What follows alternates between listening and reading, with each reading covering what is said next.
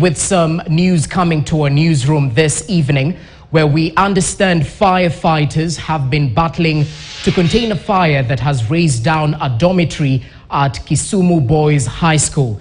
It is not immediately clear what caused the fire incident, but we understand the firefighters are currently combating the fire that has razed down a dormitory and a store at Kisumu Boys High School. Just to take that piece of news again, breaking news reaching our newsroom right now. We understand a fire has broken out at Kisumu Boys High School in Kisumu County. It's not yet clear what exactly caused the fire incident, but we understand the firefighters are on the ground to combat the fire and avert any unlikely spread of the fire. We'll definitely give you more details as and of when we get them.